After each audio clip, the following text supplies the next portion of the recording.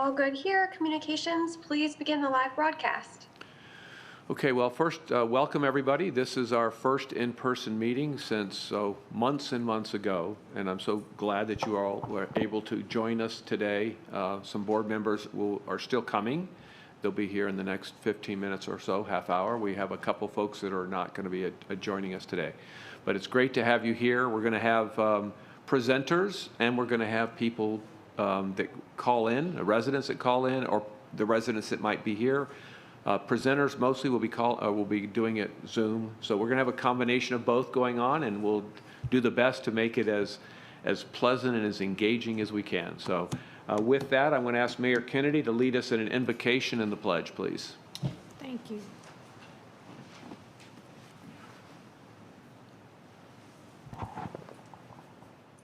We ask in all of our local communities and our wonderful Pinellas County that we live in this time of social distancing, to come in closer understanding of the ways that we can help, support, and lift one another up. We are a family who meet once a month and haven't seen each other for a very long time. But we're back together today, and in reflection, I would like to say to all of you that I hope peace and love, not only to each of you and your families, but to our entire community. And I ask this to the Holy Spirit in Jesus' name. Amen. Amen. Our Father, United States of America, and to the republic for which it stands, one nation, under God, indivisible, with liberty and justice for all. Mayor Kennedy, thank you. That was great. Appreciate that. And we're going to go ahead and go around the room and let folks that are here, board members that are here, just introduce themselves and the communities they represent. And we'll start way down there with Mayor Bujalski. Hi, my name is Julie Ward-Bujalski, and I represent the great city of Dunedin. Hi, my name is Connor Donovan, and I represent the cities of Tarpon Springs, Safety Harbor, and Oldsmar. Good afternoon. Good afternoon, Chair. I'm Susie Sofer, Vice Mayor of the City of Bel Air Bluffs, representing the inland communities. Hello, everybody. David Albritton, Vice Mayor, City of Clearwater. Good morning, afternoon. Michael Smith, Largo, City of Largo. good afternoon. Cookie Kennedy, representing all the beach communities and the lovely city of Indian Rocks Beach. Hello, I'm Whit Blanton, the Executive Director of Ford Pinellas. And I'm Dave Eggers. I'm County Commissioner here in Pinellas. Hello, Brandy Gabbard, representing City of St. Petersburg. And I think that's it for members. So we'll go ahead and move into the rest of the meeting. And first, I guess I'll turn this over to Tina, our process coordinator, and she can outline some of the procedures that we're going to be following today. I know there's going to be lots going on. So Tina, I'll turn it over to you first. Thank you. I'm just going to take the next couple minutes to review the process that has been modified and devised for this new version of meeting that we're going to have here today. First of all, there will be a technology moderator and a process coordinator for this meeting who will be tasked with facilitating the in-person as well as the Zoom portions of the meeting. The technology moderator will be Sarah Caper, Principal Planner with Forward Pinellas, and she will be facilitating the Zoom portions of the meeting. The process coordinator will be myself, Tina Jablon, Executive Administrative Secretary for Forward Pinellas, and I will be facilitating the in-person portions of the meeting. Any person may be heard by the Forward Pinellas Board for not more than 3 minutes on any proposition before the board, unless such time is modified by the chair. The options and methods for doing that will be explained in a moment. To ensure an accurate record of the meeting, when addressing the board, any member of the public must first state and spell his or her name and state his or her address and announce which agenda item they will be speaking to. Throughout the meeting, we ask that all presenters and commenters identify themselves by name each time they speak, unless they have been introduced or specifically called on by name. Additionally, please be mindful of not speaking over one another. Prior to a vote on any matter, the chair will seek public comment. First, the chair will inquire of the process coordinator if there are any members of the public physically present in the room wishing to address the board. The process coordinator will alert the board to the number of persons who have signed into the meeting and requested to speak on the item. Each person will be given 3 minutes to address the board, or the time such as is modified by the chair for all speakers. Next, the chair will refer to the technology moderator in Zoom and who will ask for a virtual hand raising of all those in Zoom wishing to speak on an item. The number of hands will be noted and reported to the chair. The technology moderator will then unmute each speaker in turn in the order that is shown by Zoom, allowing each speaker 3 minutes, or time such as is modified by the chair for all speakers. Finally, the chair may seek more information from the Forward Pinellas staff, the presenter, or other sources before entering a motion and vote. The majority of Forward Pinellas staff and presenters will be participating strictly via Zoom today. We ask that everyone please silence all their cell phones and other noise-making devices. We also ask that presentations be allowed to be completed in their entirety prior to asking any questions or making any comments. And at this time, Whit, I'll turn it over to you for recognitions and announcements. Just real quick, Whit, since I was not at our preparation meeting, and Tina, I'm sorry about that, I did have one question. I wanted to allow someplace, probably after recognitions and announcements, unless it's somewhere in here that I didn't see, the opportunity for anybody to speak that on any item not on the agenda. Is that in here? We did not put it back yet. Okay, that's fine. We'll do that. I just want to give people who may be listening in, after recognitions and announcements, which we'll take here in just a minute, and before we go to consent agenda, if anybody would like to speak on any item not on the agenda, please, at that point, we'll recognize you here in the room, and then we'll recognize you on the Zoom as well. Okay? Go ahead, Whit. Thank you. What I'd like to do first is recognize October as Community Planning Month.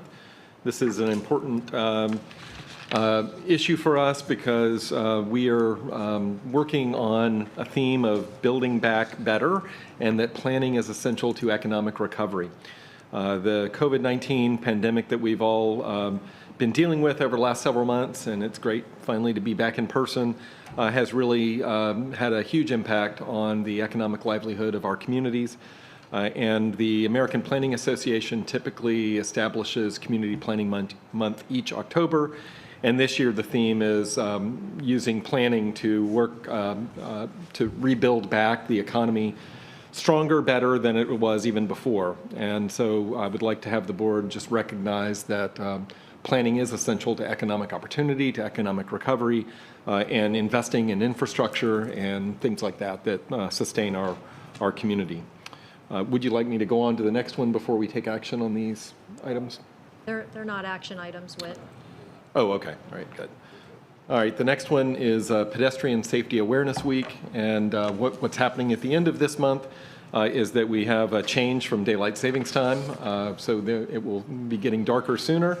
We have the Halloween holiday coming up as well, and significantly, we are in the midst of Safe Streets Pinellas right now, our Vision Zero effort that is focusing on safety throughout our community, and notably in 2020, we've already seen 17 people lose their lives while walking along our roadways out of 354 total crashes involving pedestrians in Pinellas County thus far this year.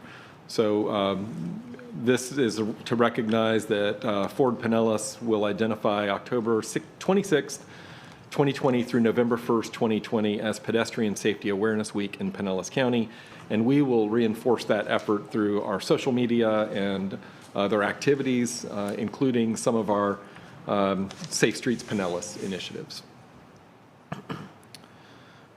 Let's see, finally, I would like to highlight our Safe Streets Pinellas Art Contest winners, and I believe we do have something that we'll show here on the screen for you.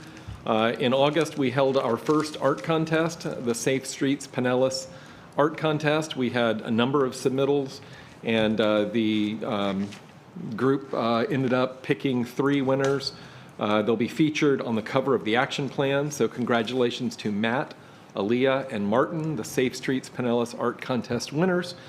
All artwork is available on the Safe Streets Pinellas website, which is available at fordpinellas.org, Safe Streets Gallery. And that's all I have today. Thank you, Whit. If I'm going to try leaving my microphone on, just so I don't have to keep going back and forth if it creates a problem. A few people can do it. Okay. Okay. Thank you for those recognitions and announcements. Obviously, I think this board continues to focus on people being more and more aware of pedestrian, bicycle safety. We always draw attention to, or try to draw attention to, the fatalities that we've had in the area. I mean, it is really at the end of the day, it's what motivates us to do the job we do, to take our streets safer for everybody. So whether it has to do with our planning folks that are a big integral part of that, or just making people more aware, I think it's extremely important. So thank you for the contestants that came forward to participate in the Safe Streets program as well, all tied together very importantly. So, okay, we're going to do public comments on any items not on the agenda. We'll first go to anybody in the audience. Tina, is there anybody here that has spoken or come forward to speak? Okay, gotcha. No, gotcha. sir, there's not. Okay, and Sarah, we'll go to you to see if anybody is on Zoom that would like to speak to any item not on the agenda. Thank you. Any citizens on Zoom who wish to be heard on any item not on the agenda, please use the raise hand feature in Zoom, or if you're on the phone, you can press *9.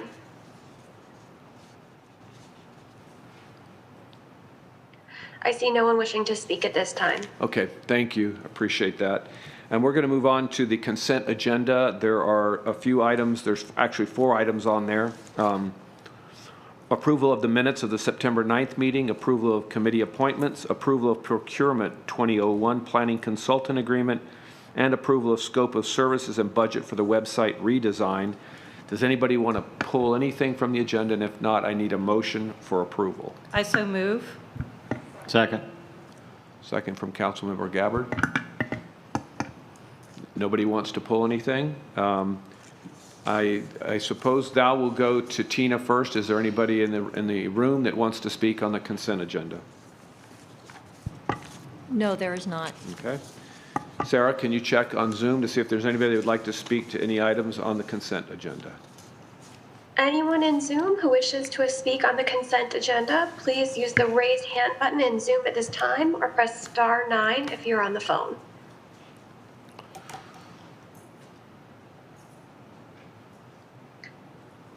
There is no one wishing to speak at this time. Okay, thank you. Then I've got a motion and a second. All in favor say aye. Aye. Aye. Any opposed? Motion carries unanimously. Okay, we'll move on to the public hearing section of our agenda. There are no public hearings this month for the MPO, so we'll go directly into the PPC public hearings, and those hearings will be conducted as follows. I will first ask Forward Pinellas staff to present items. Applicant local governments are available in Zoom for questions as needed. Once each presentation is given, I will then ask for proponents of the proposal to speak. We'll do that here in the room first, and then Zoom, and then opponents, and we'll do it in that same order. And finally, any other citizens who wish to comment or ask questions on the case. We will then hear a rebuttal by the applicant as necessary, and a staff response or summary.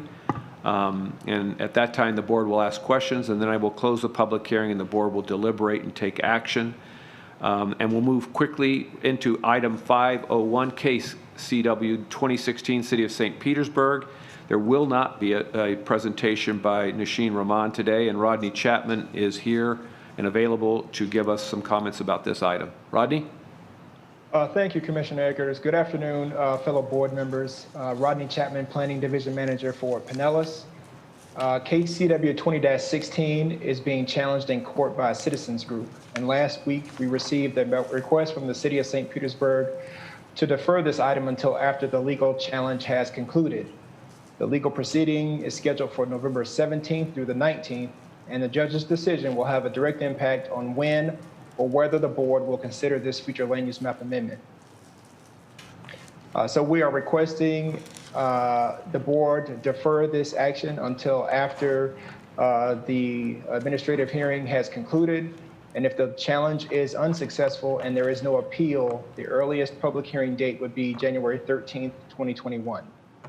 Okay, thank you, Rodney. Does anybody have any questions for Rodney? Sorry. Okay, since we're not going to be having a public hearing, we will be taking action on continuing this item. I am going to ask if there's anybody that has any comments from the public. I'm not going to go into proponents and opponents today, but if there's anybody that would like to speak to this item, that was planning to speak to this item before we take action to continue this item, please reach out to us now. And first I'll ask if there's anybody in the room. Tina? No, sir, Okay. there's not. Sarah, then if you would check online to see if there's anybody in Zoom that would like to address this item. Anyone who wishes to address this item in Zoom, please use the raise hand feature at this time or press star 9 on the phone if you're calling in.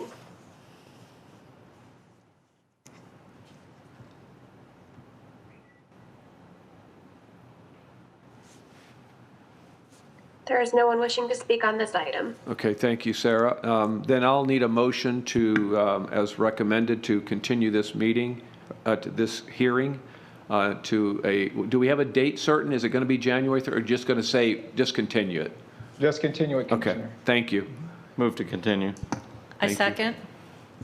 Did you get that, Tina? Okay. Any questions? All in favor, say aye. Aye. Any opposed? Motion carries unanimously. Thank you. All right, we'll move on to case, it's item 5A2, case 2017 Pinellas Park. Nasheen, you're up for a presentation. Thank you. So good afternoon, members of the board. For the record, Nasheen Rahman for Pinellas. The first case being presented today is CW 20-17, submitted by the City of Pinellas Park. The city seeks to amend a property from, excuse me, the presentation went back to the first slide. Sorry about that. The city seeks to amend a property from the retail and services category to the employment category. And the purpose of the proposed amendment is to allow for outdoor storage on the existing property. The subject property is located at 12575 US Highway 19 North with an area size of approximately 0.19 acres. Its existing use is currently a contractor shop with surrounding uses including commercial and retail properties. The following is an image of the front of the subject property. Next, an image of US Highway 19 North located to the west of the subject property. And lastly are some commercial uses located to the north of the subject property. The map in front of you portrays the current countywide plan map category of retail and services with its permitted uses listed in front of you. And the next slide shows the same map, but with the density and intensity standards listed in front of you. The owner intends to allow or to have outdoor storage on the front of their property. And under the local category of commercial general, outdoor storage is a conditional use, which corresponds to our retail and services category. However, industrial limited, the local category which it was changed to, does allow outdoor storage as an allowable use, and this corresponds to the countywide plan category of employment, hence the proposed amendment. The map in front of you portrays the proposed countywide plan category of employment along with its permitted uses and density and intensity standards. As you may be aware, one of the countywide considerations taken into account is the location of a property on a coastal high hazard area, or CHHA, and approximately 0.54 acres of the eastern portion of this property is located on the CHHA. However, the proposed amendment will not increase the floor area ratio or the impervious surface ratio of the subject property, and therefore there will be no impacts to the CHHA. To conclude, the proposed amendment is appropriate for the intended purpose and is consistent with the locational characteristics for the employment category. And on balance, it can be concluded that the proposed amendment is consistent with the relevant countywide considerations contained in section 6531 of the countywide rules. In front of you is an analysis of those relevant countywide considerations mentioned. And lastly, there were no public comments for case CW 20-17. Okay, thank you. Thank you. Any questions? Mayor Bujalski. Thank you, Mr. Chairman. Regarding the coastal high hazard area, when you say that the change in land use is not going to change the floor area ratio, what if they changed their mind and were not doing an outdoor storage? What if they did something else within that category? I believe Derek Reeves from the city is on the line. I don't know if you would like to speak to this question.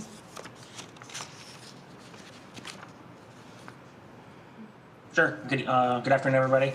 I'm Derek Reeves, the City of Pinellas Park, principal planner here on staff. The property owner is not proposing any new development on this site. We're kind of rectifying some issues there with the outdoor storage. The portion of the site that's located in the coastal high hazard area is in the rear behind their building. And right now it's just used for the storage of landscape materials, plants, things like that. You know, I don't know if that answers your question. Well, yes, thank you. But it doesn't clarify it for me. So you're saying that currently they store things there, so the land use change will help bring them into compliance? Is that what you're saying? Yes. What motivated this change was some code enforcement issues in that area related to outdoor storage. You may remember a neighboring property to this one last year came in as well, or actually earlier this year, came in for approval for a similar change. Our commercial land use does not allow or has a limited amount of outdoor storage permitted, which this property was in violation of. That's why they're requesting a change to increase the amount of outside storage allowed. Ultimately, there's really no change in their operations. It's just kind of to rectify the code issues on our end. Okay, and boy, don't we understand that in Dunedin. Inside joke, sorry. But I guess my question is let's say that works for you for today, but they go to sell the property to somebody else that wants to do a different use but within the same category and wants to expand the development footprint. What is the process there that would ensure that someone would be looking at the fact that part of this property is in the coastal high hazard area? And I don't know if that comes from Pinellas Park or from our own staff. I just want to make sure that a lot of times, you approve something for one thing today and 10 years later it's something different. I just want to make sure there is a process in place that will address it if it changes in the future. Right. So the development potential isn't changing as far as where a structure or what type of structure could be located. Anytime somebody develops in a floodplain, they have to develop to floodplain standards, whether that's elevating the finished floor and their mechanical equipment or floodproofing.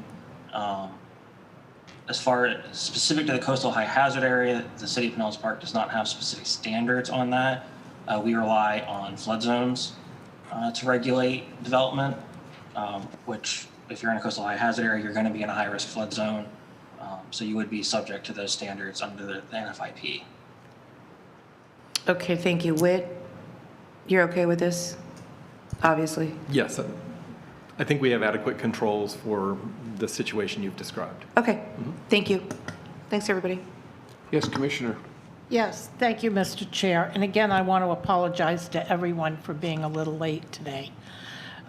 Okay, so my point that I wanted to make very briefly, especially to this group, is I think it's really critical that we maybe start to work on some of our former biases when it comes to the coastal high hazard area. Given the work that I have done on climate change, sea level rise, resiliency, and sustainability, and the experiences that I had touring the Netherlands and all the research and development they've done there for centuries on this issue. There are new and evolving technologies that make it quite okay to have building in these areas, as long as you are taking into consideration the standards and the quality of building that are necessary in order to do it and do it safely. So I think that might be a really good, I hate to say it and add something else to our already long agendas, but a really good educational piece to weave into our agenda maybe sometime next year with, just because the world is changing. More and more people are really recognizing, hey, this isn't a hoax. It's very real. Just look at the fires out west and the threat of storms that we've had just this summer. I think you can see we got to really stay up on a lot of these issues, and this board particularly will be hearing a lot of those things going forward. Your city's on that, yeah. So that's all I wanted to say. Okay, thank you, Commissioner Long. You're welcome. Anybody else? Yeah, and a little bit to your point, Mayor, it looks like the non-residential use in the retail services and in the new category, FAR, are very similar. They're close. They're not going to be, and since this is less than 3-acre piece of property, I believe, it really doesn't change that much. It does add the potential to have manufacturing there at some other time. That floor area ratio isn't included now because it's retail, but it's switching to employment, which does open that category up as another potential use down the road. To your question, that could be added. On the non-residential use, it looks pretty close in terms of FAR. So, seeing no other questions, I'll go to you, Tina. I still don't see anybody in the audience, so I'll assume that's a no. Nobody here. And Sarah, anybody on Zoom that would like to address us? Chair, would you like me to ask for proponents first and then go through the list? Yeah, that'd be great. Okay. Any proponents wishing to address the board, please raise your hand in Zoom by pressing the raise hand button or hit *9 on the phone.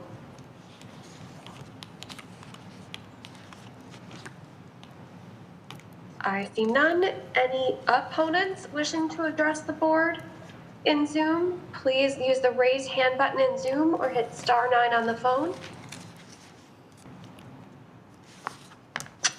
I see none. Any citizens wishing to be heard on this, please use the raised hand button in Zoom or press *9 on the phone. There is no one wishing to speak on this. Okay, thank you. And so we'll close the hearing, and I need a motion for approval, please. Motion for approval? Second. Got that? Okay. All in favor, say aye. Aye. Any opposed? Motion carries unanimously. Thank you. We'll move on to item 5A3, case number 2018, City of Largo, and presenter will be Jared Schneider of Kimley Horn. I guess we'll have a second presentation after that from Nasheen.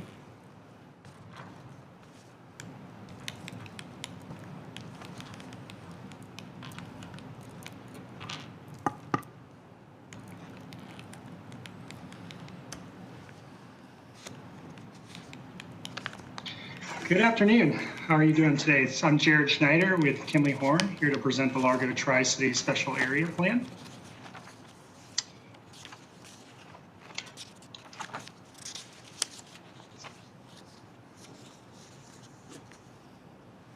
Let's see if I can grab control here, Sarah. Sarah, you have to give up control. There we go. Thanks again. So today I really want to focus on the purpose of this study and tell you a little bit about what we've heard and some of the recommendations. Really, as we look at this map on the right, this is a unique scenario where we're really the first plan out the gate to implement the Gateway Master Plan. And it's ideally situated between Largo, Tampa, and St. Pete. And this is really, again, one of the first plans coming out of the Gateway Master Plan. And it's been kind of an activity center that's been discussed for quite some time. So this gives you a little bit of flavor of the area. We've got East Bay Drive and Roosevelt Boulevard going east-west, and then US 19 comes through as well. So major intersections with commercial on some of the major quadrants, and then we have tech data to the east side as well. This is more of the plan view, the study area.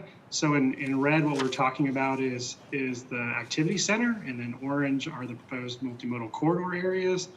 I will note that so this is within the city of Largo, but we've also planned for Pinellas County to create a holistic plan. So those are identified in, the city of Largo is identified in the gray transparent area. So really going back to the background, this is again something coming out of the Pinellas Gateway Master Plan. So it's the special area plans implementing the Gateway Master Plan in this area. And it goes back to the city of Largo planning all the way back to 2004 and 2011. And this is the third of 3 activity centers that was identified in City of Largo strategic plans. Also, it gets into the multimodal corridor planning that the City of Largo has done. And it ties in really well with the countywide efforts that we talk about with the countywide plan. It's identified as a major center on the future transit investment corridor map, and identifying housing options as well was a big part of this effort. I'm going to transition a little bit more into some of the community outreach that was conducted. The City of Largo, I have to commend, did quite a lot in July 2019, October to December seems like 3 years ago at this point. But there was a lot done through online surveys with over 1,000 members of the community participating. There was a community forum in November 6th where we had some good participation. And really just to tease out what we heard, a lot of folks talked about a rapid bus transit going from the airport through Largo. This is the gateway to Largo, creating a center or destination. Transportation came up over and over again. So these were big topics that were discussed with the community.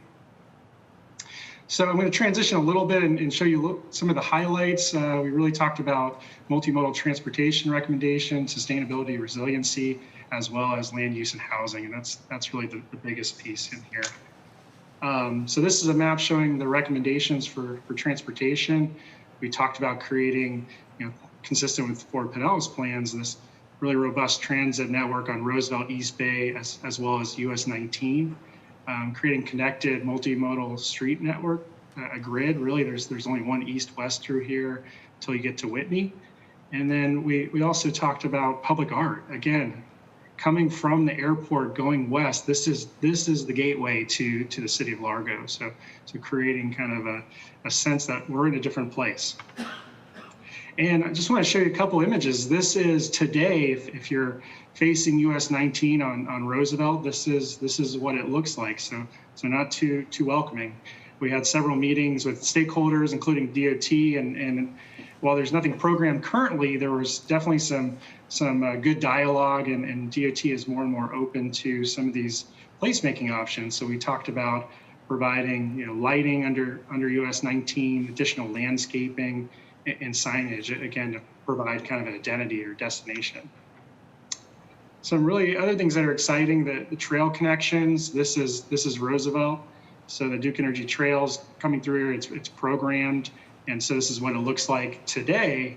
And we're not too far along within the next 5 years of having a really significant trail connection. So how do we play off the trail and connect to the trail? And then that obviously builds into our housing or retail in the area as well. This is a graphic showing Roosevelt Boulevard and what could potentially be being done here. So some midterm improvements as well as long-term. We've talked about making this a significant transit investment on this corridor. So that hasn't been quite finalized, but this is really just a rendering of kind of a dedicated bus lane, or it could be done in mixed traffic as well. We also got into sustainability resiliency pieces, adding more infrastructure, and we just talked about coastal high hazards, so more restrictions and more green building as building comes in these areas. Coastal high hazards on the far north and the east. So really we're talking about the intensity right at the US 19 Roosevelt area. Long Branch is another one that was discussed, building off of Long Branch for kind of sustainability as well as park space. So this is the real significant piece moving into land use and housing.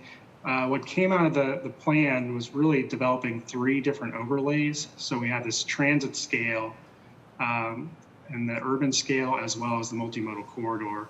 The transit scale is the most intense. So again, further away from the coastal high hazard. And then it really transitions down to this urban scale and the multimodal corridor. So we're looking at, really transitioning down into the neighborhoods that are there today, and really trying to keep their character.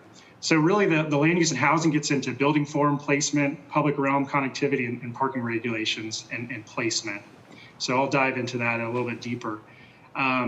This is the overall kind of land use map today. So really what these overlays set up, these 3 overlays are, they're not taking away or granting uses that aren't there today. It's just additional restrictions on kind of the transit-oriented development and the design that we're looking to achieve here.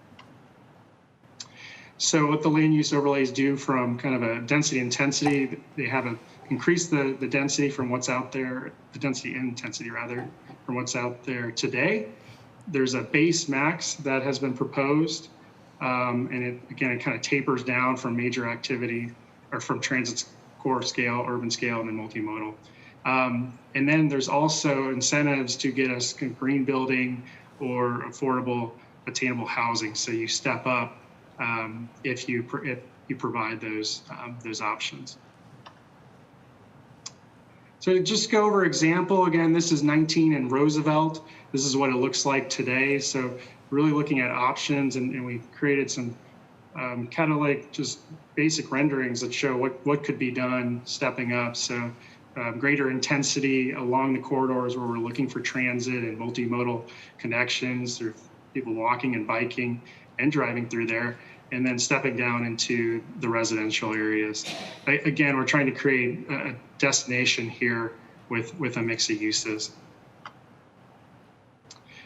So some of the top recommendations, City of Largo staff is already looking at how the comprehensive plan is amended and their code as well to implement the plan. And then really some of the short-term objectives or recommendations we felt could really be improving US 19 and that character we talked about on Roosevelt, implementing some of those public art or gateway monuments. And then really continuing to collaborate with Pinellas County on implementation. Again, the area, the plan looked at Pinellas County, although it's not in the plan, but again, trying to look at this area holistically, and if the City of Largo does annex county land, how that could be done. So with that, really the next steps we're looking at here today, going to Countywide Planning Authority and some other steps through the City of Largo as well. And that concludes our presentation. Okay, any questions for Jared from the board? I know that Nasheen has a presentation as well, but anybody here that have any questions? Okay, Nasheen, go ahead. Thank you, Chairman Eggers. Just waiting on the presentation to pop up. And thank you, Jared, for the context.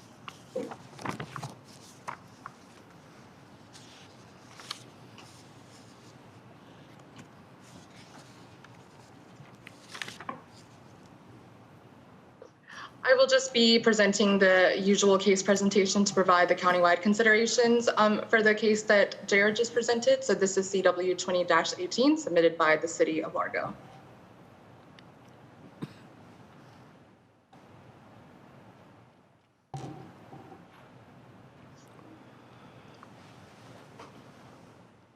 The city seeks to amend properties from the retail and services, employment, office, public, semi-public, residential medium, residential low medium, recreation open space, and preservation categories to activity center and multimodal corridor designations. And the purpose of the proposed amendment is to activate the last of 3 major activity centers and portions of 2 multimodal corridors as part of the progression of the Largo Tri-City Special Area Plan. The amendment area does involve the Largo Tri-City area with an area size of approximately 736.2 acres. Its existing uses include residential, retail, office, and residential and recreation open space, with surrounding uses also including residential, retail, and recreation open space. The next few images are meant to give you an idea of the various types of uses within the amendment area. So the following images are of the Tech Data Office that Jared mentioned in his presentation, located on Bay Vista Drive, which falls under the employment category. The next two images are multifamily residential uses, specifically located off of Roosevelt Boulevard. And lastly, are retail and commercial uses, in this case specifically located at the intersection of Haynes Bayshore Boulevard and US Highway 19 North. The next few slides will show the permitted uses and density and intensity standards for all of the current categories, which are also shown on the map in front of you. So first, we are starting off with the retail and services category, employment and office categories, public, semi-public, and residential medium categories, the residential low medium category, and lastly, the permitted uses for the recreation, open space, and preservation categories. And the next few slides show the density and intensity standards for these categories as well. So again, starting with retail and services, employment, office, public, semi-public, residential medium, residential low medium, and recreation, open space, and preservation. This next map shows the proposed categories of activity center and multimodal corridor. And while the residential density of activity centers subcategories range from 60 to 200 units per acre, and the non-residential intensity ranges from 2 FAR to 8 FAR. Listed in front of you are the standards relevant to the proposed major activity center subcategory. And similarly, the multimodal corridor category has residential densities and non-residential intensities ranging from 45 to 60 units per acre and 2.5 to 4 FAR respectively. And listed in front of you are the standards for the proposed primary corridor category. The coastal high hazard area again applies to this case, as portions of the amendment area to the east and north are located in the CHHA. However, many of these properties, specifically the ones to the east that you can see on the map in front of you, are existing single-family residential homes, which are unlikely to develop to more intense uses. And furthermore, the residential densities and non-residential intensities of properties within the CHHA are prohibited from increasing pursuant to the City of Largo's comprehensive plan. Additionally, amendments to the activity center and multimodal corridor designations are required to address the planning and urban design principles described in the countywide plan strategies. And the following are examples of how the city addresses these principles through the Largo Tri-City Special Area Plan. For example, the proposed special area plan has an objective to develop an interconnected multimodal transportation network, thereby addressing the connectivity principle. And furthermore, the special area plan addresses 2 activity center scales, as Jared explained to you, at the local level, which is intended to allow a transition from the more intensive areas to the lower density residential areas within the special area plan, allowing a transition to neighborhoods. To conclude, the proposed amendment is appropriate for the intended purpose and is consistent with the locational characteristics for the activity center and multimodal corridor categories. And on balance, it can be concluded that the proposed amendment is consistent with the relevant countywide considerations contained in section 6531 of the countywide rules. Listed in front of you is an analysis of those usual countywide considerations. And lastly, there were no public comments received for this case, concluding my presentation. Thank you. Okay, thank you, Nasheen. Just real quickly, if you don't mind, it looks like I'm trying to compare the maps, the activity center map as well as the multimodal corridor map with the current one and trying to see how things change. And when I look at the orange places, the orange being the multimodal corridor, they look like they are in some areas adjacent to some residential neighborhoods. So if you could address that, and you touched on it a little bit about transitions between the uses and residential areas. And so if you could just talk about that just a little bit. How much are we putting in next to residential, and how are we protecting those residential areas? Chair, is that something you or Rick wanted to answer to? I know you have a lot more information. Sure, I'll jump in, and Rick, if I don't fully address it, feel free. That's a great question, Commissioner Agers, and one we received in the outreach. What we looked at is in the orange areas, well, the blue as well, we really tried to not get into established neighborhoods. So this gets into specifically the commercial areas along Roosevelt and some of those major intersections. And then, like you said, there would be some specifics in the code where we would really address that transition where you are adjacent or near residential. Also, the orange applies to the tech data area where there's a lot of office and commercial. But again, we tried to focus it along the Roosevelt Boulevard corridor. Yeah, and real quickly, what are some of those uses other than like the office that's there now? What else could go into that multimodal corridor? Mm-hmm. Sure. Yeah, on top of office, we talked about commercial kind of neighborhood serving uses as well, specifically at four corners of an intersection. And I really see how you could connect in with the trail, at that intersection. Currently, there's industrial in the area too, so that's something that would continue. Really, the overlay is just additional design standards. Okay. But really, yeah, the commercial and then housing options as well is another one.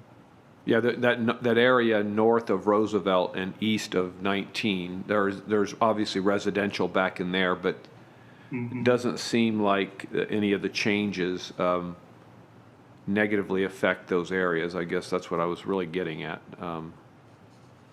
From what it is now or what it could be. Okay. Sorry about that. Any questions, Mayor Wojciechowski? Well, you asked my question, but I want to take it a step further because I do see a lot of residential in the area. And again, it's not about what might be planned today, it's what could be there in the future. So can you tell us what type of transitioning will be used? Is there so much feet between where something could be built and somebody's backyard, or is it landscaping? What's the buffer? I'd be happy to answer that question. This is Rick Perez, Planning Manager for the City of Largo. The approach that we took as we defined the proposed boundaries is we did deliberately try to exclude single-family, lower-density neighborhoods. So most of the residential that is within the boundaries are higher density or multifamily. There are some mobile home parks that are just immediately adjacent to the corridor that we could not leave out, for best planning practices. But the approach that we took with designating it is we're designating overlays, and these overlays are complementary to the future land use designations that are there today. So we're not changing the allowable uses. So if it is a predominantly residential land use designation, say residential low or residential medium, you cannot introduce commercial into that land use designation. You can do, however, higher density. With that density will come required standards and how they develop as they go through the development review process.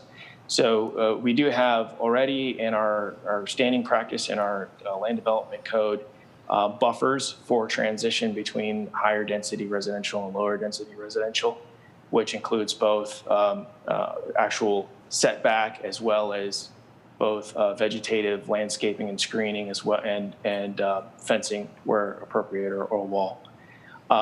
This plan will and recommends building height maximums, which our current standards do not. Our current standards as applied today in this area have maximum density in FAR, but does not cap the height. So we have capped the height in those areas that are generally adjacent to lower density residential.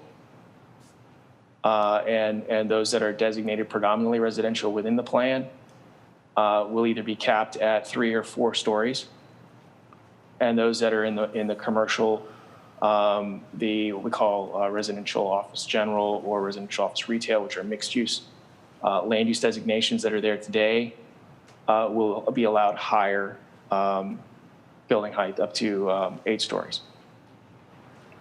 And then there is an additional standard at the time of implementation that the heights, when it's adjacent to a lower density residential property, the height would, for multi-story buildings after the second story, the stories above that, the subsequent stories would have to be stepped back even further. Okay, thank you. And I was also interested in hearing how Michael felt about the plan in his city.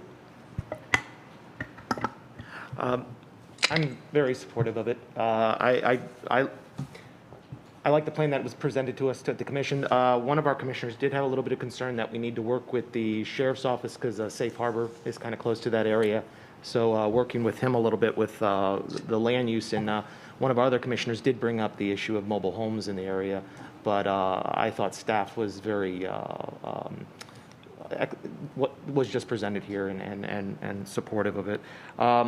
I did like that it did tie into the Gateway Plan, master plan already, and right now with the green space and the trail, and which is not there right now, some of the buffering that we have, the medians that are there right now, it's very confusing to our residents who try to walk across there. There's not a real good pull off on the curbsides. And also, the working with PSTA with the multimodal and future transit system, I was really supportive of it. So I have no problem with this, and I think it will actually benefit our city to move forward with this. So if you have any other questions. Thank you, Michael. Yeah, Commissioner Sofer. Or Vice Mayor, excuse me. Susie. Commissioner Smith. I wanted to ask, I assume, and we all know about that overpass by Roosevelt and US 19 that seems to be a homeless gathering. And I assume that this facelift is to hopefully help that situation. Was that part of the target of the goal of this project?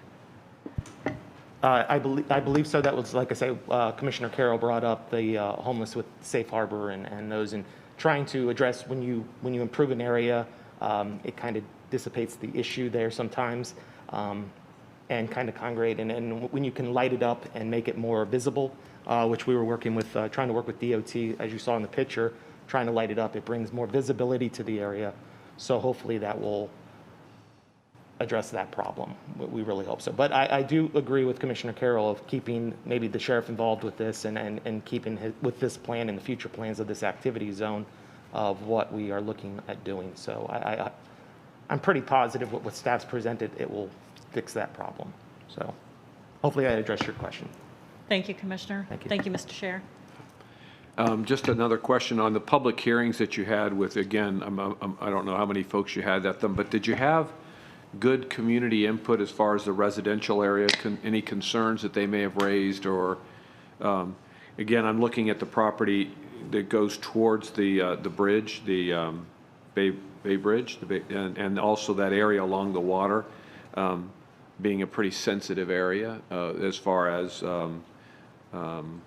open space and or residential. So I just want to make sure that we feel like we got good participation and input. To address your question, Chair, Rick Perez may want to hop in on this. I attended a few of them, and they were very informative. A great turnout of not only just the residents, but also the businesses in the unincorporated area and High Point and those kind of thing area. So I did, and then I believe, if I correctly, Mr. Perez may hop in, that we sent out notices and didn't get any negativity from the mobile home areas or the residents. So I felt this is actually one of our higher engagement areas of residents, and it seemed to be very supportive from the residents that we had attend our meetings. Excellent, thank you. Did you have any other things to add to that? Is it Mr. Perez? Mr. Perez? Yes, sir. I'd like to add to that. We did have an extensive outreach process, and that was important to the city and the city's administration. And so we did have a public forum on November 6th at the Pinellas Technical College, and we felt that it was important to have it out in the community in that location and the surrounding High Point area, which is adjacent to this plan. We had a good participation, about 40 people in attendance. We had a variety of discussions from land use to transportation, economic development, sustainability. We did have an online survey that very pleased that my staff was able to successfully get 1,000 participants in that survey. It was a comprehensive survey, and we posted the results online. And it really validated and informed many of the themes in this plan. For the public hearing process, when this went to our local planning agency, our planning board, we sent out 2,100 mailers to the property owners and residents in the area. And we did obviously field a lot of calls and interest and even concerns, of course. What's going on next door? What does this mean for our neighborhood? And we had a lot of thorough dialogue explaining, the purpose of this to support the corridors and the activity center with a long-term approach, looking out, 25 years of what this activity center and corridor, the potential it has for this area. Thank you. Are there any other questions from the board? I don't see any. Tina, I continue to see nobody in the audience. I see Joan, but hi, Joan, but nobody else. So I'm going to turn it to Sarah. If there's any proponents and then opponents of this item, please, on Zoom. Any proponents wishing to be heard in Zoom, please use the raise hand feature in Zoom at this time or *9 on the phone.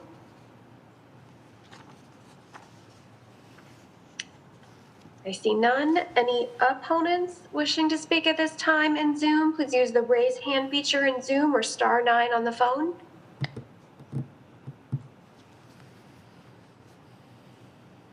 I see none. Finally, any citizens wishing to be heard in Zoom, please use the raise hand feature in Zoom or press *9 on the phone at this time.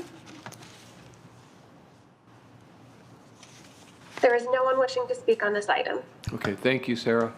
Whit, you had a question or comment? I just want to add that, first of all, just to connect the dots a little bit, this was a planning effort that was partially funded through our planning and placemaking grant. So a nice little loop here, and I think they've done a great job, both the consultant and the city staff. And I attended one of those meetings with Commissioner Smith. And then the last thing is just to tie it back to our Advantage Pinellas long-range plan.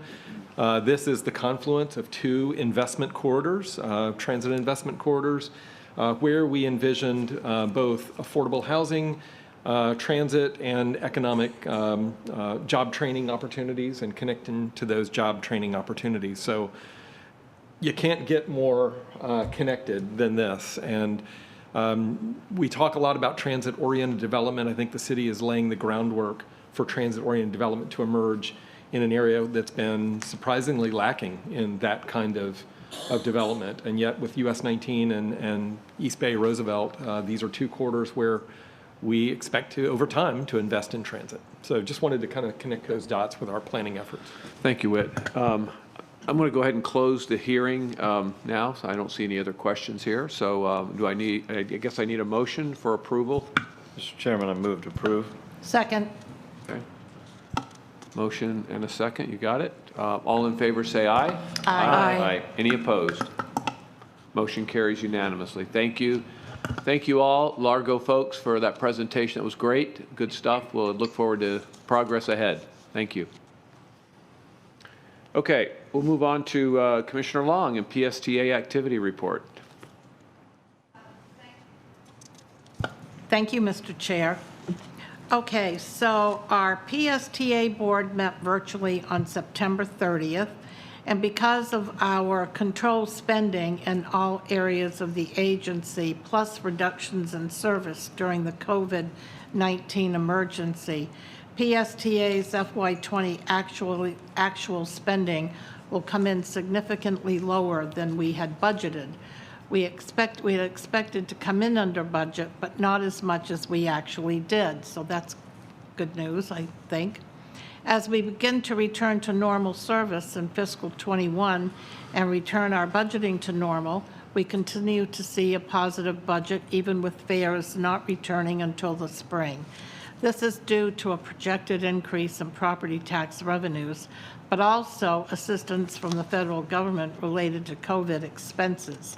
We will continue to look at the future of funding availability, but we do have concerns over reduced state budgets that may affect us in FY21 and more significantly in FY22. Our FY21 projects are something that really excites all of us as we move into the beginning of fiscal 21 with a robust legislative agenda that includes both capital projects and policy advancements.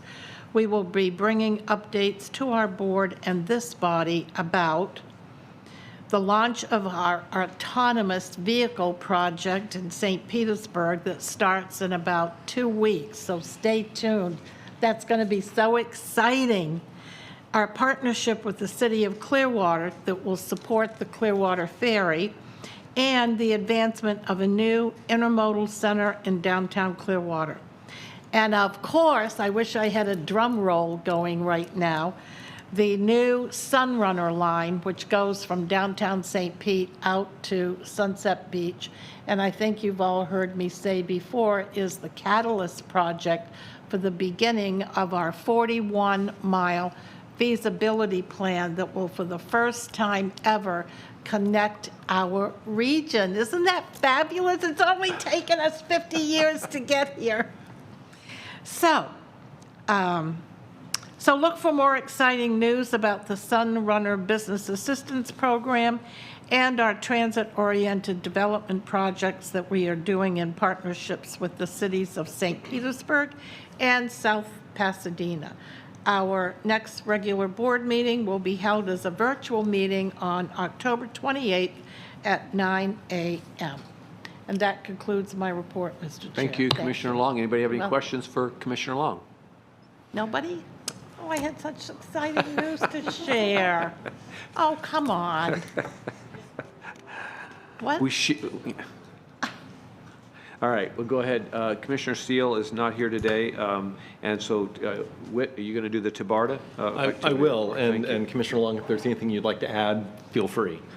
So the TBARTA board met virtually on September 25th via Zoom.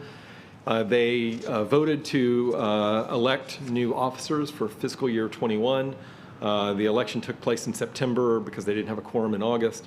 The governing board unanimously approved retaining Jim Holton as chair and Commissioner Janet Long as secretary-treasurer, and Rich McLean was voted in as the new vice chair.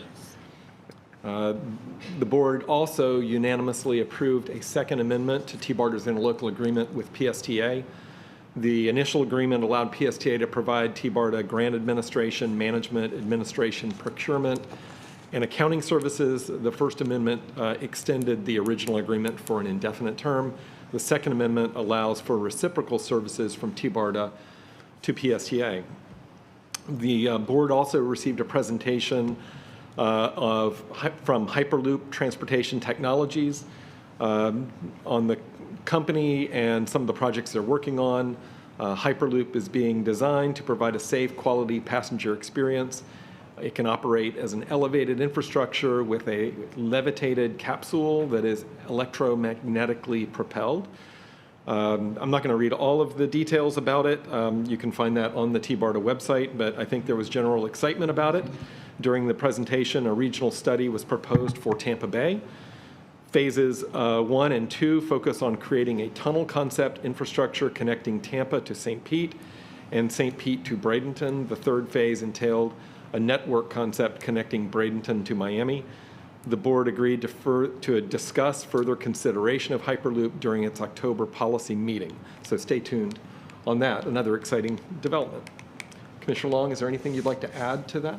I think you did a spectacular job. Now we just have to lean on our chair with his appointments for next year. Right, Mr. Chair? What did you say? I didn't hear you. I hear you. Okay. Any questions for Whit on T-Barda? Okay. Thank you, Whit. Appreciate that. We're going to talk next about the Safe Trip. It's an FDOT program to make sure that as we do the construction over the next few years, and there's a lot of it going to happen in the Mid-County and across the Bay and including crossing the Bay. So Margaret Kublins is here to give us a Safe Trip program description. Margaret? Thank you very much. I'm Margaret Kublins with the Department of Transportation here in District 7. And I'm here to introduce you to, well, first give you an update to the Tampa Bay Next, as well as introduce you to Safe Trip. Whoops.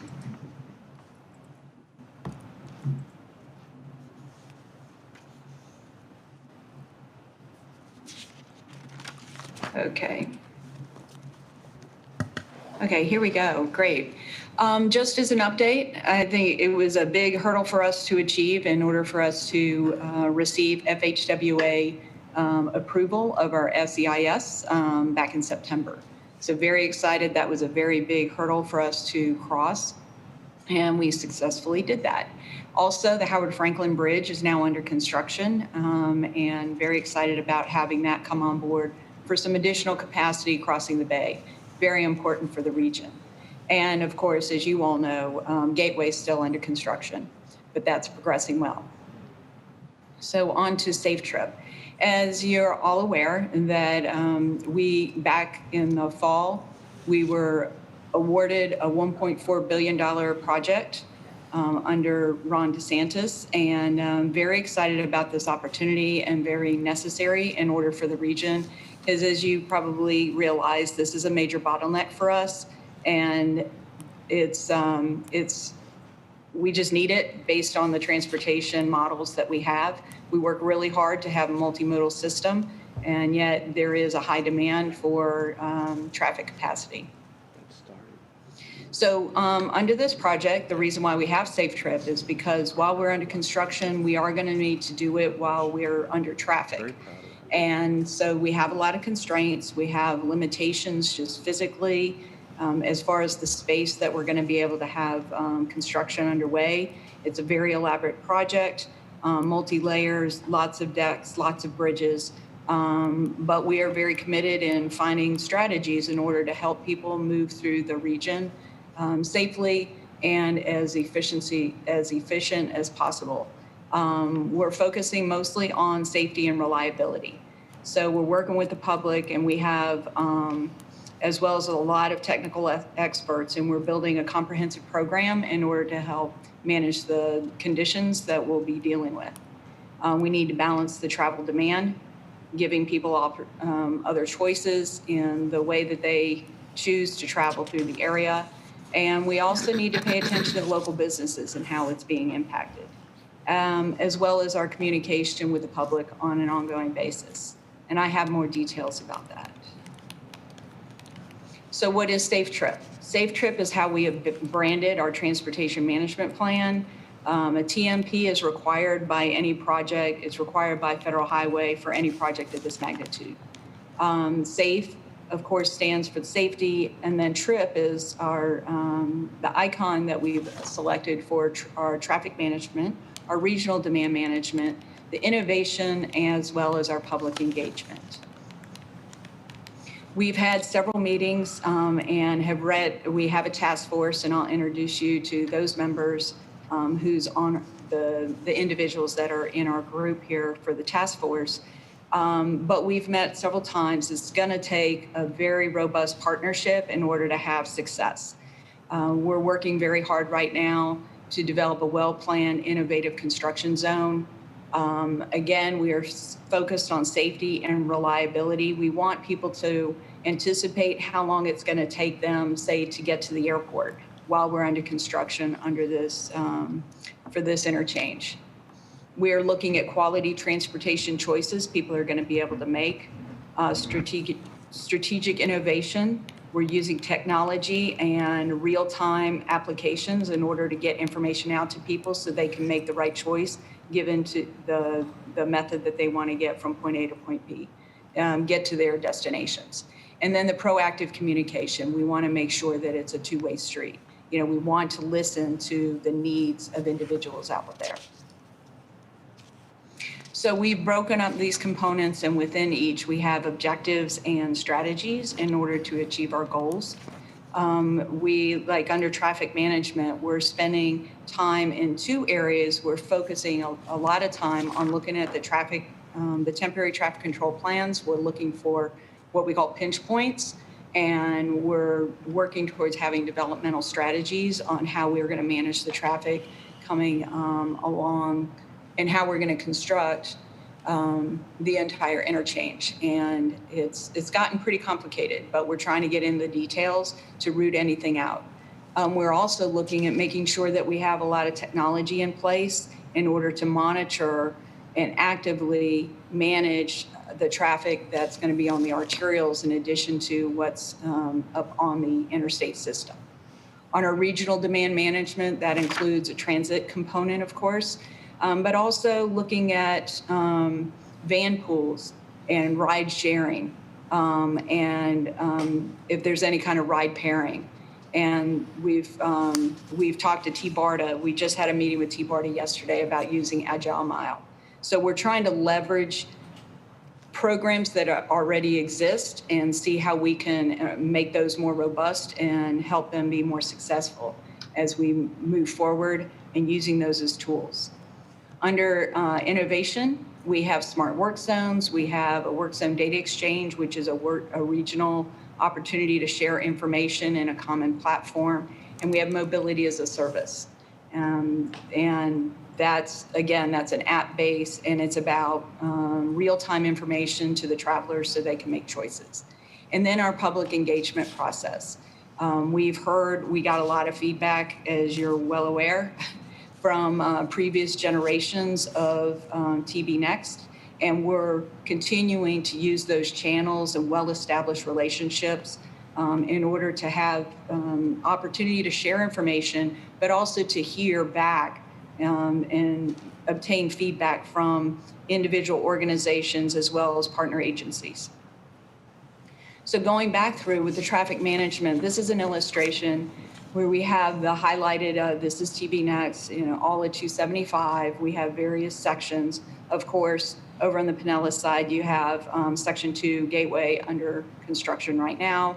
Of course, Howard Franklin Bridge, and then our area here for the West Shore interchange. It is going to take, just as soon as you put up any kind of barrels or drums, depending on what you want to call them, you already lose capacity just with having it identified as a construction zone. So we are already anticipating that there's going to be a dispersion of traffic using our surface streets. And we want to be instrumented on all those surface streets in order to help manage the traffic, whether it's late at night, we have road closures, there's detours, how are we going to help work together? And it's going to take our partnerships with the local agencies in order to make this successful. And that continues to get better and better month by month. We also have our regional demand management. It's interesting that within the industry, I've been in this industry for over 30 years, and we've, especially with the planners, I know Whit is a big fan of this, is we've talked about teleworking and how valuable it would be if people would just telework 1 day a week or 2 days a week. And then, of course, we had the opportunity to see really the impact that can have on our traffic. The numbers are showing, though, that we're back, almost back to previous numbers, but the peak periods are a little bit flatter than what they used to be. But we do have other programs, as I mentioned earlier, that we would like to leverage. So van pools have been very successful in the area, as well as like just ride sharing and pairing. So we're looking for a comprehensive approach on addressing our regional demand. On the innovation side, one of the elements that we're proposing in there is the application of smart work zones. How smart work zones work, if you look at within the work zone, we have sensors. And as you move upstream, we have additional sensors, but we also have our portable changeable message signs. And the ultimate goal is to reduce our rear end crashes. As people are upstream, they're coming into the work zone, maybe at 60 miles an hour or sometimes more, and they don't realize what's ahead. And the use of smart work zones, with those sensors, it becomes real time. So any information that we're giving to the drivers that are upstream, it's going to be very accurate, and they'll be able to anticipate that, oh yes, there is traffic that's slowing ahead of me. The goal of it also is to help some speed harmonization. If people are driving about 40, 50 miles an hour in a much smoother way, and then we'll be able to achieve a higher level of capacity, and we'd be able to meet more demand. It's just a matter of trying to get people to drive about the same speed. Also, it'll make a safer corridor for not just the drivers, but also for the workers within the work zone. And another part of the smart work zones that we will be testing is the concept of a zipper merge. And I have a video for the zipper merge, and I'd like to see how well we can do this. Here we go.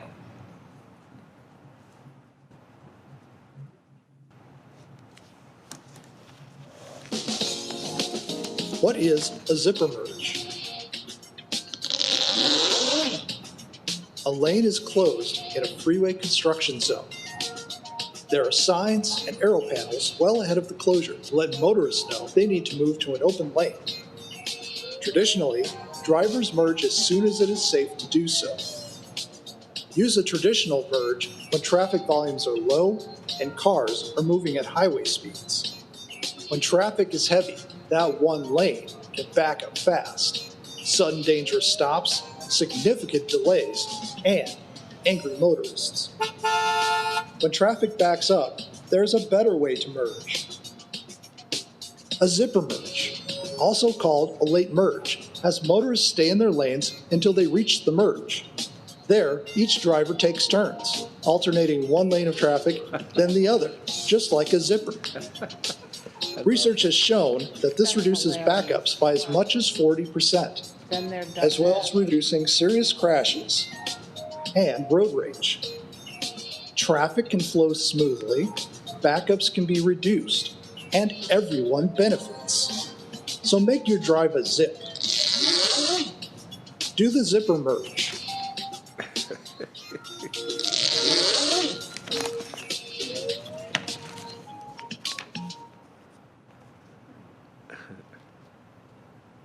So that's a proven concept that we want to introduce to the region with the expectation that it'll help increase the throughput that we have within the construction, as well as reducing any kind of crashes that we have with people trying to cheat and go really fast to get up to where the merge is. This way it just evens it all out. And it's been a very effective technology to use this, the sensors that are out there and create a situation where we're getting real time to the drivers. On the public engagement, we also have ways that we want to be able to push out information to the drivers so they can make their choices in order to get to their destination in the safest way and the most reliable way that they choose. We are using technology, but we also will continue to do outreach in the more modern current methods of public engagement. And we'll see, we'll be evolving and we'll stay nimble to meet what the demands are based on the situation that we're in the pandemic. Now, I mentioned our task force. Here's a representation of our partners. We do have another meeting coming up on the 21st, and we'll be talking a lot about the temporary traffic control, and as well as provide updates on where we are with our goals and so on. But we are looking at a regional perspective and have the input from multiple partners. We also have spent time doing lessons learned and best practices. So we met with District 5 and had discussions about what they've gone through with I-4 Ultimate. And they've been very effective in specifically helping us understand when we write our traffic management plan and we look at contracts with the various contractors that it'll take to build this. We're looking at how to kind of give the contract some teeth in order to have buy-in by the contractors throughout the process, because we'll be under construction for quite a while. We've gone up to Virginia, discussed I-64 and the challenges that they've had there. We've talked to Missouri DOT as well as with the Wisconsin DOT. We have lessons learned from all of them, and it's been very helpful. Our overall schedule, we started this in the spring of this year, and we've been working very diligently, meeting with a lot of people, having a lot of conversation with a variety of partners. We expect to have a strong draft in January, and then in the second quarter of next year, we'll have a completed Safe Trip plan ready for implementation. When it comes to early project development and deployment, we are already talking about opportunities to deploy some of these strategies and get them on the ground. I mentioned technology. We need to get fiber optics and instrumentation in place before we get to construction. We have the smart work zones. We're looking at a pilot project already, looking for deployment of that here in just a couple months. So we are actively working towards having a lot of strategies in place that are going to help us manage the traffic. The West Shore Interchange reconstruction won't begin until 2024, but we will be updating our Safe Trip program as we move along the way, as we have pilot projects that go in, or we have additional technology that is at our fingertips as we gain data, we evaluate crash information, and there's a lot of dynamic and comprehensive elements that are actively going on. And we'll incorporate any lessons learned through those into our plan. It's not meant to be a static document by any means. So that's your introduction to Safe Trip. I appreciate your participation and as we move forward. And if you have any questions, I'd be more than happy to answer those. Mr. Chair. Yes, Commissioner Long. Yes, well, thank you very much for that presentation. I have several questions and a couple of comments, if you don't mind. And okay. Maybe I just need a little clarification. But throughout your presentation, I heard you talk a lot about rideshare, carpooling, and helping to take capacity off the roads, et cetera, but I did not hear much conversation about the services that PSTA already provides for our citizens, number one. Number two, I just feel compelled, because I grew up in New England and learned to drive in New England, about your zipper concept. And while in theory it sounds really great, in practice, I see that as kind of a little bit of a self-inflicted nightmare in our area, especially given the mood of our citizenry since the pandemic, which is not always so kind or so respectful or so generous in terms of, taking your turn and moving in when it's time and all of that. So I'd like you to take that into consideration as you move forward. And also, please don't forget that the PSTA FDOT Bus on Shoulder project is supposed to begin in June of 2021, and I'm not sure how that service is going to be promoted and enhanced, given all of the remarks that you've made today. And I hope that we can continue to make it a viable transit option during the construction as it moves forward. I recognize that that's only in Pinellas, but we're hopeful that over time it'll morph and, you know, they'll eventually work out all the kinks over in Hillsborough. And lastly, I just want to say, you know, we're really grateful for the work that PSTA and T-BARTA has been able to do with FDOT, and hope that they'll be able to support the transit initiatives going forward, even through the construction, so that we're not kind of left holding the bag after we've worked so hard to make these services available. Absolutely. I really appreciate your comments. Thank you. Yes, the ride share and van pool, those are just additional. BARDA has programs that help put that together, and how can we enhance it? Or maybe it's just a matter of us helping to promote it. We are working that out as we move forward. We are as I've told my team, I want to have everything on the table as much as we can do. DOT isn't going to be able to pay for everything. There might be other resources and opportunities in order to address the first mile, last mile concepts and those issues. In regard to the relationship with PSTA, they are on our community advisory task force. Good. As well as they, just through our multimodal office here within the department, they are very much a partner, and we have those conversations. Excellent. And could I invite you also to, on behalf of the PSTA board, make that same presentation to our board as well? I think that would be very helpful going forward. Yes. Hopefully you absolutely. agree. We can do that. Mm-hmm.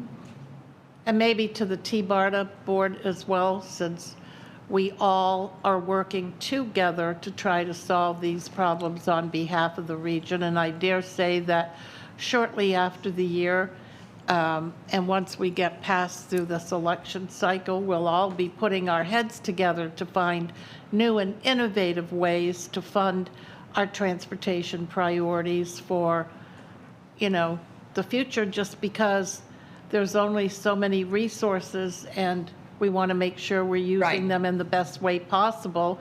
And with partnerships, you get a lot more done. Right. All right? Exactly. Thank you That's so much. exactly what we're going for. Thank you. Yes. Yeah. Okay. Councilmember Rice, you had a comment?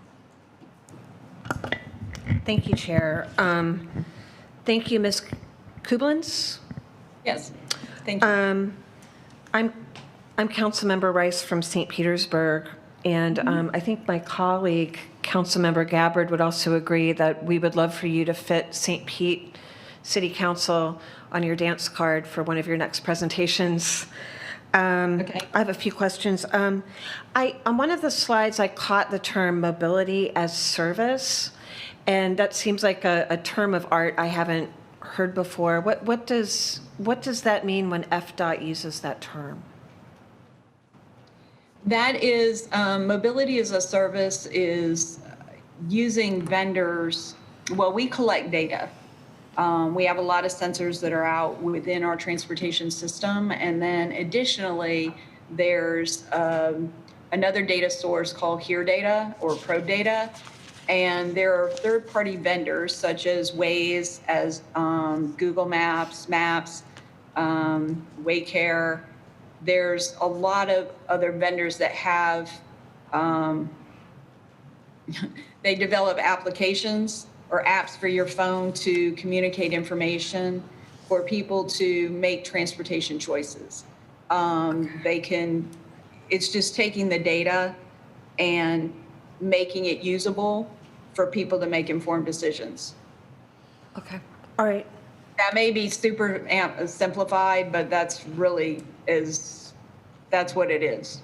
It's for, we need to be a partner in our data because we actually generate a lot of data and making it in a format so it's shareable. So ultimately, we have higher quality data that's being pushed out or higher quality information for people to use in their apps. Okay, that makes sense. And then I was intrigued by the zipper merge idea, and I agree with Commissioner Long. I think I heard you say this, but that's just something that's something we have to kind of like attack like a campaign, because we're not Midwest Nebraska. I would see that with, you know, some earned media, signage, maybe even some pop-ups on the apps you just mentioned, like reminders on GPS apps, could probably go a really long way. But I might be wrong here, but it's my experience that sometimes a lot of drivers aren't even familiar with the right-of-way rules at a four-way stop. So I think we just need a lot of education to help back up the zipper merge idea, but it's going to be kind of chaos without it. So let's embrace it and let's do it right. Thank you for bringing that up specifically, because we will. We do have a public education campaign that we're already having conversations about, and the best way for us to approach it in order to get that information out. We just chose, there was no reason for us to recreate that wheel when we don't have that wheel yet, and that's why we chose the Nebraska one. But you can just Google it on and check out YouTube. There's a lot of different videos out there relative to the zipper merge. Got it. Totally understood. And then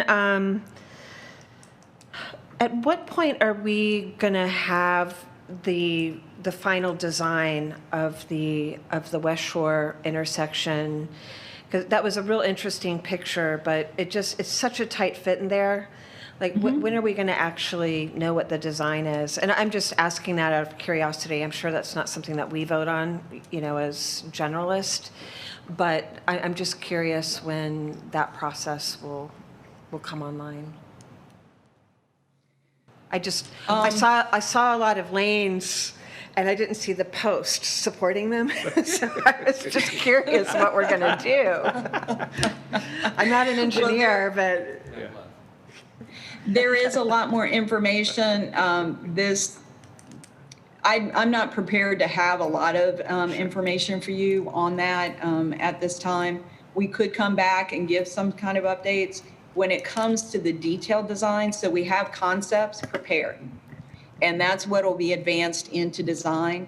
The contracts, it's going to be a multi-contract program because the project is so large, and the processes for procurement are going to vary. So some will be design, bid, build, which is a 3-stage project, and some will be design build. And so we have a variety of concepts that are there. I'll make a note of it, and I'm sure we can get back to you to give you more information as that as we advance. I'm sorry, I wasn't expecting that question. I will find out for you, like how soon we would be able to have that information available. Sure, no rush, just a transportation geek question. Thank you very much. I appreciate your presentation. Thank you, Chair. Yep, thank you. Yeah, I just had a couple things. First of all, I appreciate the effort that goes into a plan like this, because, you know, I'm somewhat panicked even thinking about the next 3 to 4 years and how this unfolds, because it's terrible now, the traffic in that area. And so working construction and trying to get through the area just blows the mind. So I really appreciate the work that's going to go into this.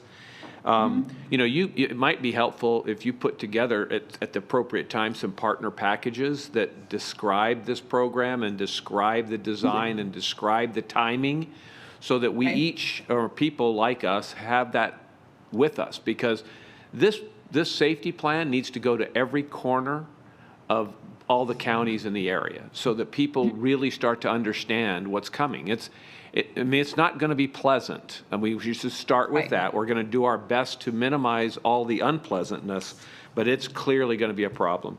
And getting that information out, your Chamber of Commerce's, Tampa Bay Partnership, maybe they're on here, I just missed it, but there are a lot of groups that can help push that out, and I'm sure you'll be taking advantage of that, and probably have all of the different councils on your tour coming up, so that we can get those on our websites, our city websites, and all of that. So this needs to be, you know, when it's ready, let us know. We need to explode and get that out there, because this is going to be a change in lifestyle for a couple of years, and I don't think anything short of that needs to be the message. So really appreciate your starting that now, and I would hope that as we move forward, words like discussion, planning, collaboration go away, and then it becomes more like, well, now we have to deal with the fire, and how do we take care of that? How do we suppress the problems, and how do we minimize those issues, and then obviously try to keep traffic flowing? And then we're not talking about plans anymore, we're talking about, you know, tweaking implementation and all of that, because it's really going to be that kind of phased approach as we come towards D-Day, or maybe it's D week or D month, whatever it is that actually gets this project going. So great stuff ahead, but painful, you know, in the meantime. So, but thank you so much for your time today and introducing us to the Safe Trip package. I think it's great stuff, and look forward to a lot more details ahead. Thank you for your feedback. Yeah. Anybody else before we move on? Okay. Thank you again. Appreciate that. All right. We will move on to a virtual bike tour, Bike Your City tour, and Angela Ryan from our Forward Pinellas is going to have a little conversation with us. Thank you. Great. Thank you very much. Good afternoon, everyone. Again, this is Angela Ryan. I'm really pleased today to talk about the Bike Your City event. I understand that we were able to provide some information at the last board meeting, but I'd just like to give everyone a little bit more information and an update about this event. And as you all likely recall, in March, we had to abruptly cancel our Bike Your City event due to safety precautions for the pandemic. And since that time, we've been thinking of innovative and new ways to still celebrate, bike safety, pedestrian safety, and promote advocacy, for cyclists and for infrastructure for cycling as well as pedestrians. And we decided on this really fun concept, which is a 2-week self-guided scavenger hunt. And our planner, Jared Austin, has created this really incredible online form, which is accompanied by a GIS map. And all the participants will be able to use this form as well as the map to find all 20 of the scavenger hunt locations in Safety Harbor. And then they'll be asked to submit a selfie of themselves or of their bike, just to demonstrate that they've successfully found each spot. And our communications manager, Amy, has been working very successfully to promote this event. And we've actually had an impressive amount of news coverage. We've been on Bay News 9, Clearwater News, and ABC Action News. As a result, we have over 300 people signed up already to participate in the event. And part of the event is the giveaway of 100 t-shirts, and our staff member, Maria Kelly, has been working really hard to help us organize the process for giving out 100 t-shirts safely. And we will also have some bike light giveaways for folks that are able to get to all 20 of the locations. And another really fun aspect of this event is that we've partnered with the Safety Harbor Art and Music Center in Safety Harbor. And they're a very small nonprofit art museum. And they have created a large bike sculpture And they have select days and times, which we've already sent out to the public and we will send out again, where the public can actually go and contribute to this art project. And they'll do that by adding different pieces of tile and glass to the sculpture. And at the end of the event, the City of Safety Harbor has approved us to permanently post this sculpture downtown Safety Harbor, which will be an excellent reminder of the event and will certainly reinforce cycling advocacy and cycling safety. Overall, we've had a tremendous amount of success with the event, and we look forward to kicking it off this Friday. Any questions or comments?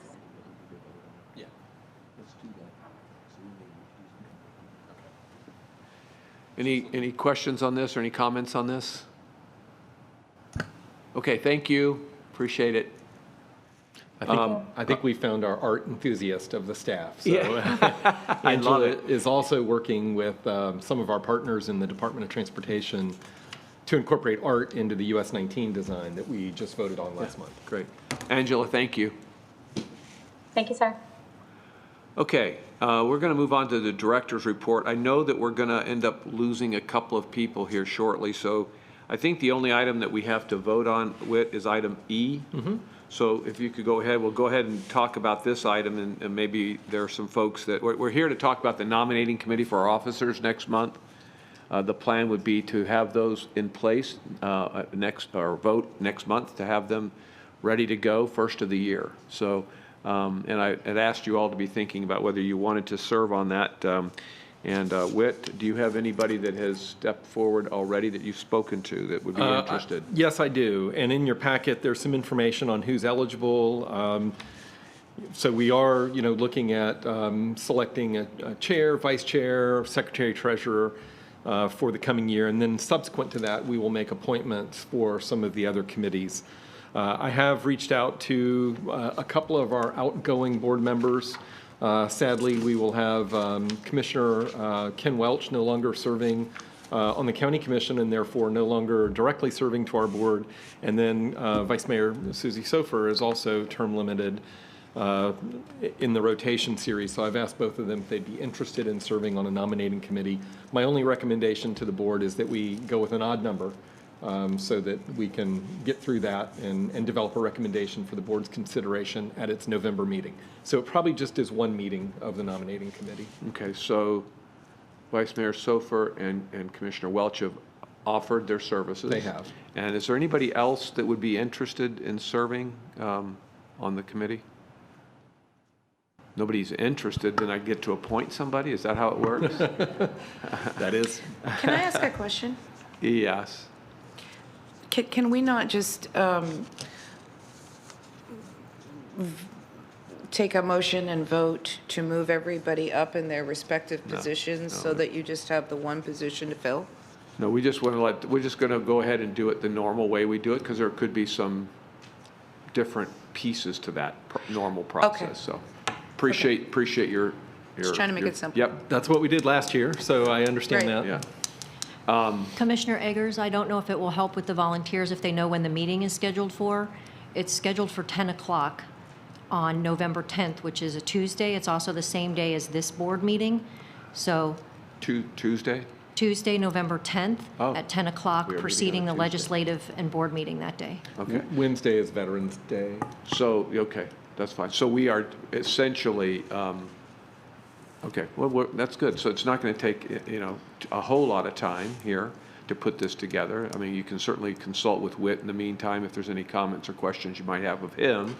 So I'm sure that would attract one other candidate or one other person here that would just jump forward, because if not, I'm going to have to pick somebody, and that's just not. What's that? Okay, well, Commissioner Long, would you be interested in serving on that threesome? Appreciate that. Yeah. Yeah.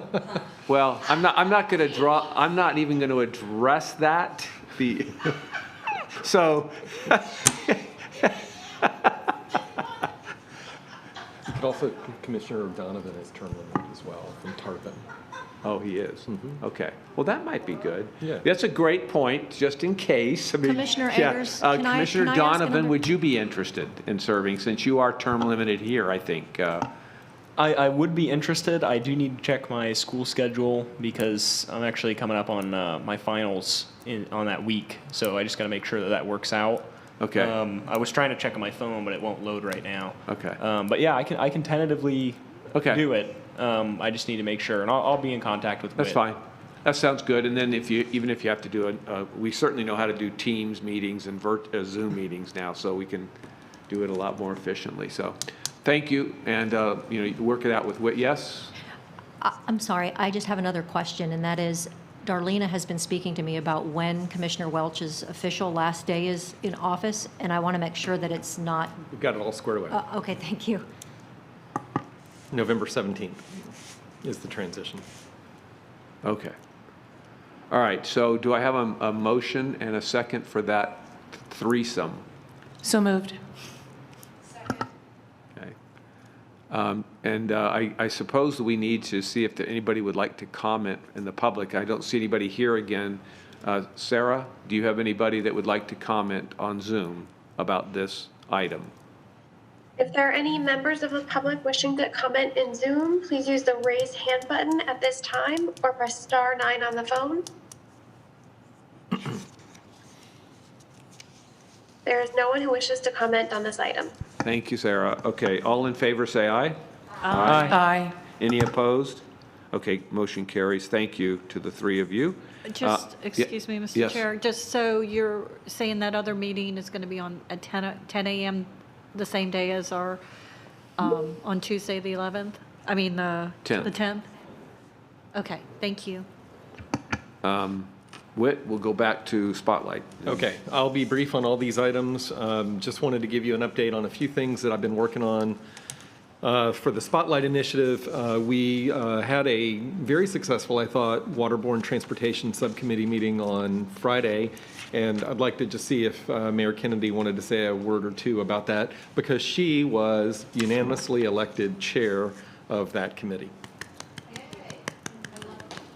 Did, and I think everyone who was at the meeting loved it, and I think we're going to do some great work. I told the committee that I'm going to make you work because, as Commissioner Long said, she's been working on this since 1972, and I was 12 years old in 1972. And, well, you were probably only, 15? So there you go. Let me do this. My point on that is it's way overdue. David is the vice chair, just so you know that. And we're already rocking. We're already putting some meetings together with our congressmen, and hopefully I hope we're gonna have a meeting hopefully before the year's out. I'm hoping to continue what we're doing. So I'm thrilled. I can't wait. It's one of my first initiatives when I became the mayor 4 years ago, and even before that, when Whit first became our executive director, he went around and asked us what was important to us, and I said waterborne transportation. And so I'm thrilled, and I'm excited to be the chair of that committee. Awesome, thank you. And that committee will be bringing recommendations back to the full board. The idea is to give you some recommendations about models for public financial participation in waterborne transportation, because we've had a lot of studies over the years, and we've had a lot of fits and starts, but just having the private sector go it alone is probably not a successful proposition, I think, is one thing that we're seeing. The next is aerial cable transit scope development with TBARTA. And just an update, we have held meetings with key partner stakeholders at local government. We've met with elected officials and staff in the cities of Clearwater and St. Petersburg, as well as the chambers of commerce, to get their thoughts, ideas on the table. And then we have a meeting tomorrow afternoon with the team that proposed the concept from Echelon Development and their consultant to understand their perspectives a little bit. And then we will be bringing a scope of work and a procurement plan to the TBARTA board for consideration at a future meeting. T-BARTA will manage the work and has funding in place for this next phase study. And the focus is to implement something, to get something operational as quickly and efficiently as possible. And then the third item I wanted to just touch on is the Gateway Area Master Plan Memorandum of Understanding. You heard the presentation today on the Tri-City Plan. I've been very pleased with the progress. So far, the City of Pinellas Park has voted to not only adopt the Gateway Master Plan, but the Memorandum of Understanding as well, which is a commitment to implementing the plan. And that is scheduled for the City of St. Petersburg, I think on October 20th, coming up in the next week or so. And then it's scheduled for the City of Largo, and I believe the Pinellas County Commission at its next meeting in October. And then it'll come back to this board in November, hopefully for approval when all those are done. So the idea is that all the local governments will be committed to considering recommendations of the plan in various implementation activities. Are there any questions for me on the Spotlight Initiative? All right, and Mr. Chair, I'll just keep going. Yes. We had our Transportation Management Area Leadership Group meeting for the region back on September 18th, and we had a really very good discussion, very robust discussion. First of all, the group approved unanimously sending a letter in support of T-BARTA's application for an Innovation and Service Development Grant from the Florida Commission for the Transportation Disadvantaged to provide cross-county trips for people who have difficulties getting around on their own. That's been a huge problem because people need medical services and go to jobs across county lines, and we haven't really been able to figure that out. So now we're moving forward on that. And then we had a really robust discussion on a draft position statement calling for expanded flexibility in the State Transportation Trust Fund for transit projects, particularly in large urban areas. And this was really an attempt to overcome the earmark approach to funding both T-BARTA's operations and fighting for scraps of projects with limited funding. And the idea would be to vest a little more responsibility in the MPOs, such as ourselves, in setting priorities for how we want to spend limited transportation dollars. But when all the states' funding programs are stovepiped, it really makes it difficult to provide enough eligibility to get the projects done that we want that are priorities. So I think we have a potential for a coalition with some other large urban areas.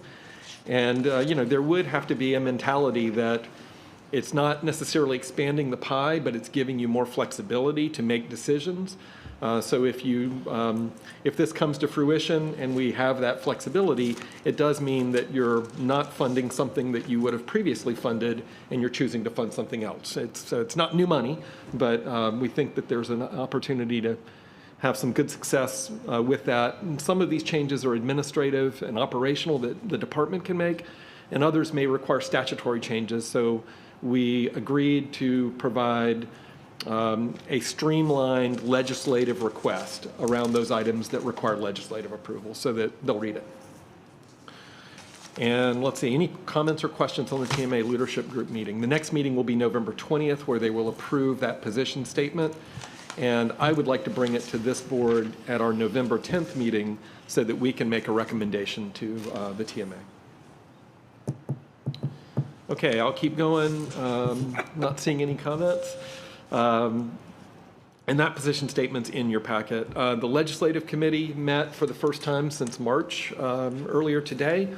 And Chairman Eggers is the chair of that with Mayor Kennedy, Councilmember Brandy Gabbard, and Vice Mayor David Albritton.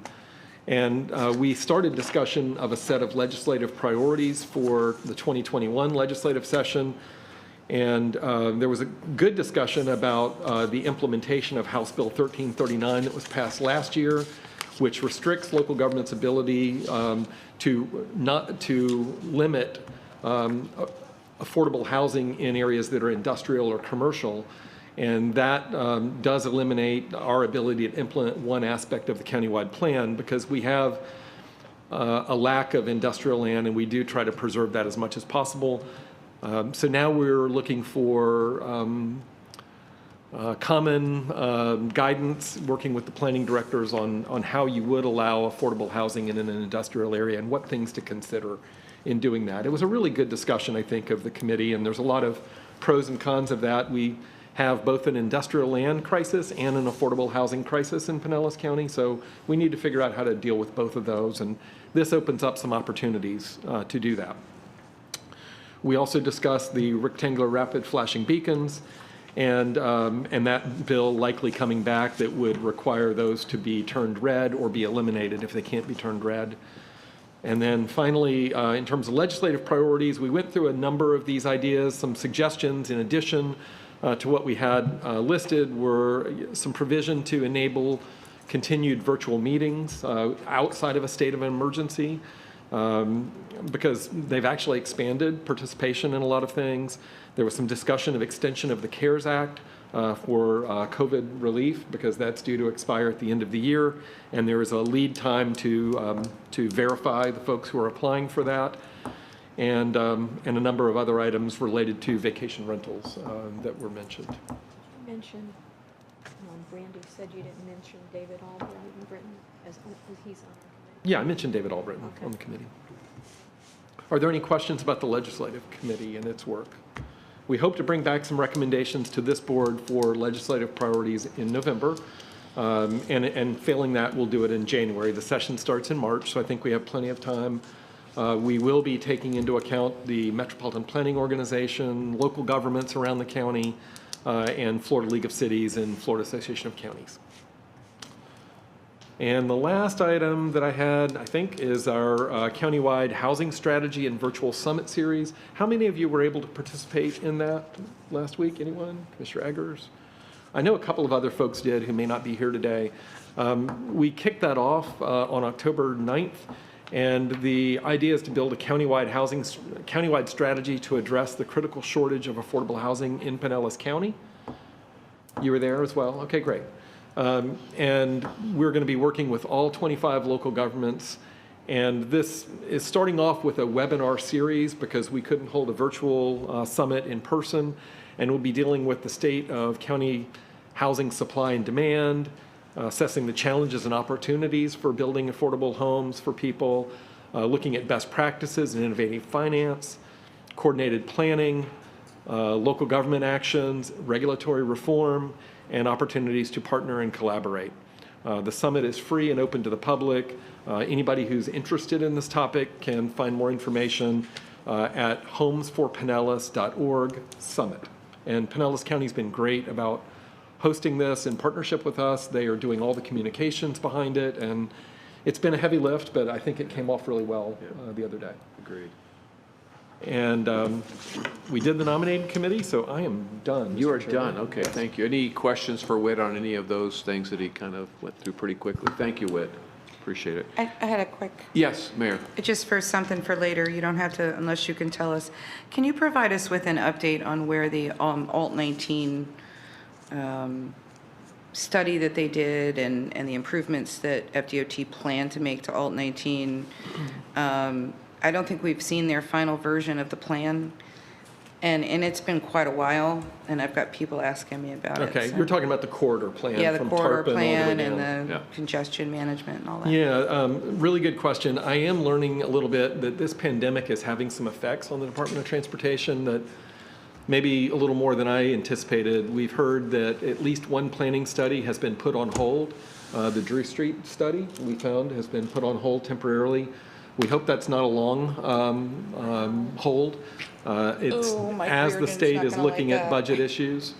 The Alt 19 corridor study was complete. The project manager for the Drew Street and the Alt 19 are the same, so we'll get with Brian Schroyer to give you an update.